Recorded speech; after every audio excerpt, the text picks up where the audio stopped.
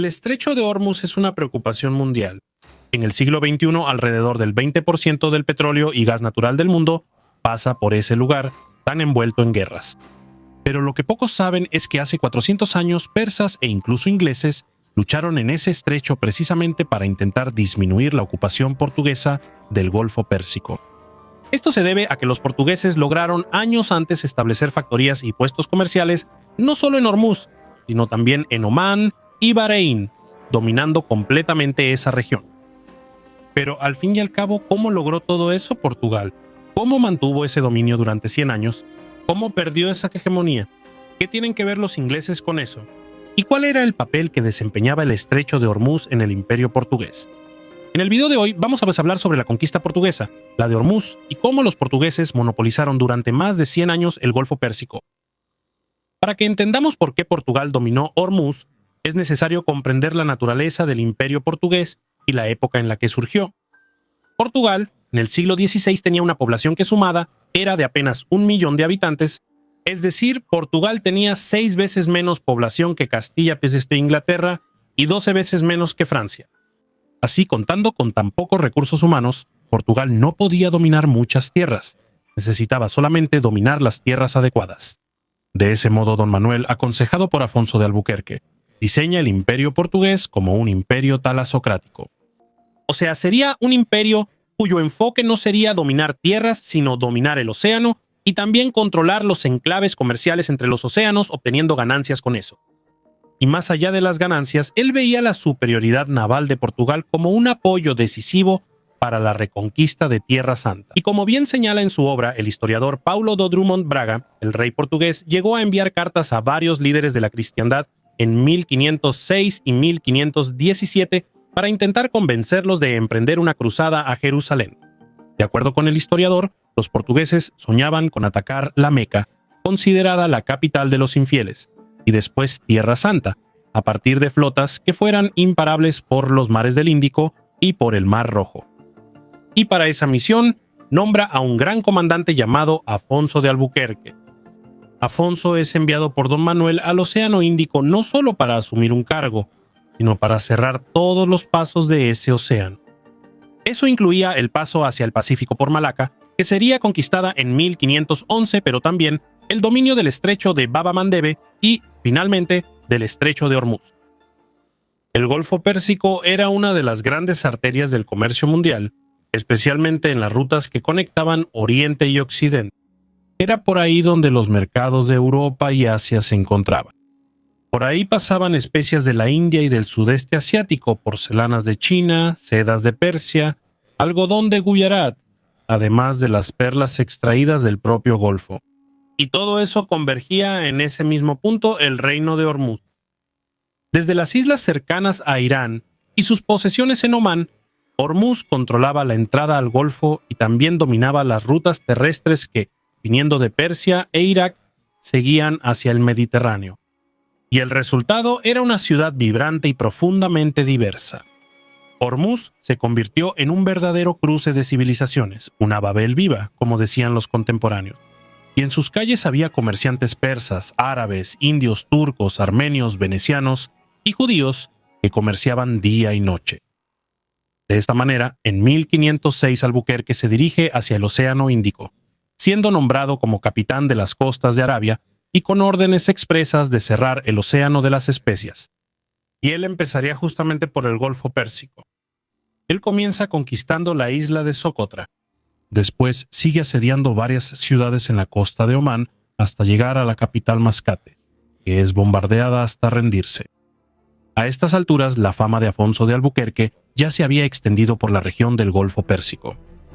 En Hormuz incluso se difundió el rumor de que los portugueses devoraban personas, tal era su ferocidad. Así que, cuando Albuquerque desembarca en septiembre de 1507, los habitantes intentan intimidar a los portugueses con tambores de guerra y una gran escuadra. Pero Albuquerque se acerca de todos modos.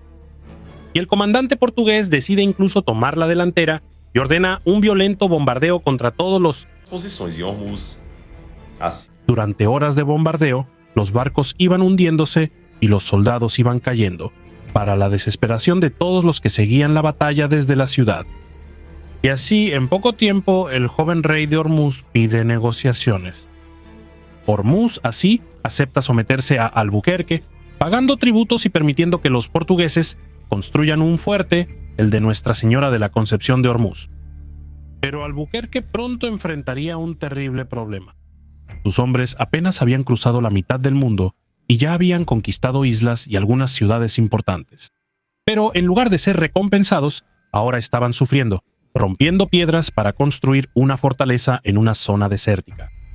Así, 3 de sus capitanes desertaron, obligando a Albuquerque a abandonar el proyecto y dirigirse a la India, donde sería virrey. Y así como los portugueses querían ser recompensados después de tanto esfuerzo, tú también puedes, haciéndote miembro del canal y teniendo acceso a nuestro grupo y a videos exclusivos. En la India, Albuquerque conquistaría Goa en 1510 y Malaca en 1511, y luego volvería a Hormuz para retomarla en 1515. Los portugueses habían dejado en Hormuz un fuerte sin terminar, pero al regresar al lugar encontraron un caos instaurado. El antiguo líder fue depuesto y el poder fue usurpado por un noble local. De este modo, Afonso de Albuquerque logra negociar con la antigua dinastía para restituirles el poder a cambio de que sean vasallos y protegidos de Portugal, lo cual terminan aceptando naturalmente. De esta manera, Albuquerque consolida el dominio de Hormuz en 1515, iniciando la presencia portuguesa en el Golfo Pérsico y dominando esa importante región del mundo. Los portugueses finalmente concluyen la fortaleza de Nuestra Señora de la Concepción de Hormuz y construyen otras 2 en Mascate, marcando la dominación portuguesa también sobre Omán y sobre partes de la península arábiga. Pero no todos aceptaron el dominio portugués en el Golfo. Después de conquistar Hormuz, Mukrim ibn Zamil, gobernante de Bahrein, dejó de pagar los tributos a Hormuz y en consecuencia a los portugueses. Así, el 27 de junio de 1521 los portugueses, comandados por Antonio Correa, junto con los habitantes de Hormuz, desembarcan en Bahrein para obligar a Bahrein a ser vasallo de Hormuz y en consecuencia también a Portugal. Y para consolidar la presencia portuguesa allí, los portugueses crean el fuerte portugués de Calat al-Bahrein. Los portugueses tenían ahora todo el Golfo. Hormuz, Mascate y Bahrein parecían algo invencible. Pero los imperios no caen de la noche a la mañana, primero caen desde dentro. Y eso fue lo que pasó con la Unión Ibérica. La monarquía española, con pretensiones verdaderamente globales, no solo empezó a atraer a Portugal a todos los enemigos de Castilla, sino que también disminuyó la atención hacia el imperio portugués. Aquella idea de Don Manuel de dominar los mares controlando puntos específicos parecía superada por la idea filipina más moderna, que era el dominio terrestre, continental y ultramarino, ya fuera con las expansiones en pleno territorio americano o también en el centro de Europa, con el financiamiento de las guerras de religión. Y a finales del siglo XVI, la hegemonía portuguesa en el Índico empieza a acabarse. Eso se debe a que otras potencias europeas empiezan a navegar por el Océano Índico. Como Portugal ahora estaba gobernado por los reyes españoles, los grandes enemigos de Castilla ahora tenían la excusa perfecta para atacar a Portugal y apoderarse del poderío portugués en Oriente. Y entre ellas destaca la Compañía Inglesa de las Indias Orientales, que buscaba acceso directo a las riquezas de Oriente sin depender de la intermediación portuguesa. A diferencia de Portugal, cuya estructura imperial ya mostraba señales de desgaste, los ingleses operaban con mayor flexibilidad, mejor organización comercial y una capacidad militar en aumento. Mientras que Portugal operaba con una enorme burocracia, que de vez en cuando todavía tenía interferencia de Madrid, la toma de decisiones en la compañía inglesa era mucho más técnica y descentralizada. Y a pesar de que Hormuz generaba mucho dinero para los portugueses, con la recaudación aduanera, había poquísima inversión en la renovación de flotas y en el mejoramiento de las fortalezas. Esto al mismo tiempo que los burócratas responsables se enriquecían cada vez más desviando fondos de la corona. A diferencia del vigor visionario y guerrero de Afonso de Albuquerque, Hormuz fue siendo tomada cada vez más por burócratas que buscaban lucrar con el tránsito de mercancías, pensando que nunca caerían por tener una marina muy buena. Así, los portugueses, sin darse cuenta, se debilitaban cada vez más. Mientras la monarquía católica y Felipe III se atascaban en las guerras de religión, y en problemas globales, la corrupción de los burócratas de Hormuz pasaba desapercibida. Y para empeorar las cosas, en el interior de Persia, una transformación silenciosa estaba en marcha. Bajo el mando del Shah Abbas I, los safávidas estaban pasando por una profunda reorganización. El Shah, inspirado en los modelos occidentales, reformaba su ejército y profesionalizaba sus tropas. Y a diferencia de los portugueses, cuya fuerza comenzaba a fragmentarse, Abbas concentraba poder, recursos y estrategia en un solo objetivo: recuperar el control del Golfo Pérsico. Pero Persia no tenía una marina capaz de enfrentarse a los portugueses en el mar. Y era precisamente en el mar donde se definiría el destino de Hormuz. Fue entonces cuando los ingleses llegaron y conocieron a los persas, y de esa manera ambos encontraron un objetivo común. Los ingleses deseaban romper el monopolio portugués y acceder directamente al comercio oriental. Por su parte, los persas buscaban expulsar a una potencia extranjera de una región que consideraban suya por derecho. Y así persas e ingleses forman una poderosa alianza para expulsar a los portugueses. En 1602 los portugueses perdieron el control de Bahrein. Las tensiones diplomáticas con Persia solo aumentaban y los portugueses tardaban en negociar mientras veían que el Shah aumentaba cada vez más su poder. Los persas entonces toman Comorou, de donde los portugueses importaban agua dulce para Hormuz.